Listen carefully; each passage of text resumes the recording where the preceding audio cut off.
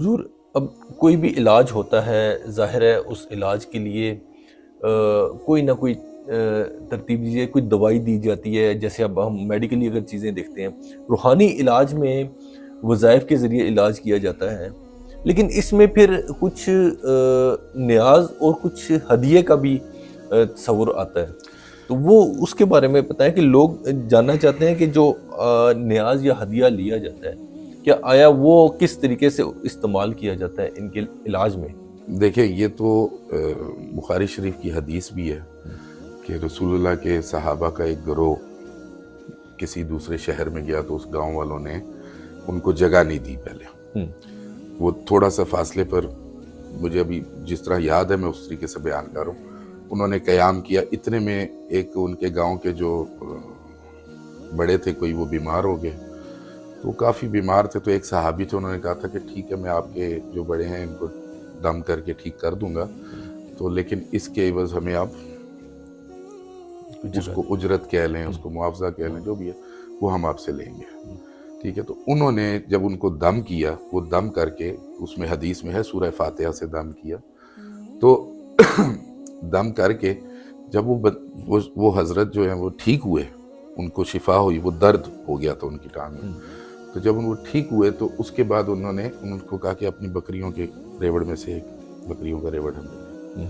جب وہ ملا تو صحابیوں میں آپس میں، تمام صحابہ اکرام جو موجود تھے ان میں آپس میں تھوڑا سا اس بارے میں بات چیت ہوئی، تکرار ہوئی کہ بھئی یہ آپ نے غلط کیا، کچھ نے کہا صحیح کیا. تو یہ مسئلہ آقا کریم کی بارگاہ میں جب گیا تو آقا کریم مسکرائے، اور مسکرا کے آپ نے فرمایا کہ آپ کو کیسے پتا چلا کہ سورہ فاتحہ کے رقیہ میں اتنی شفا ہے؟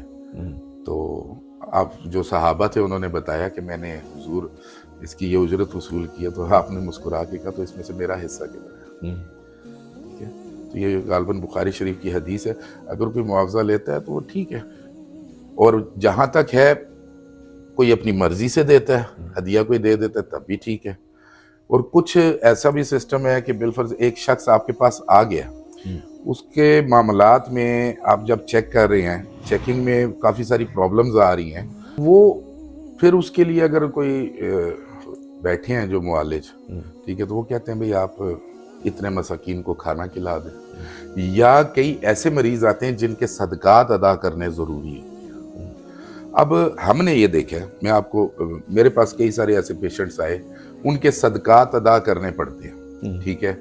تو میرے پاس کئی ایسے پیشنٹ آتے ہیں، ان کو ہم صدقات بتا کے جب بھیج دیتے ہیں کہ بھئی یہ صدقات ہے، یہ ادا کر دیجیے گا، تو لوگ نہیں ادا کرتے. تو جو معالج ہوتا ہے نا، اس پہ نیگیٹو انرجی افیکٹ کر جاتی ہے. تو اس کے لیے پھر ہم یہ کرتے ہیں کہ ہم ان کو کہتے ہیں بھائی آپ رکیں یا ہمارے ساتھ چلیں. ٹھیک ہے. جا کے اپنے ہاتھ سے ادا کریں. ہم خود اپنے سامنے ادا کرواتے ہیں، ہڈن چارجز نہیں ہیں. ٹھیک ہے. لیکن اپنے سامنے ادا کروا دیتے ہیں.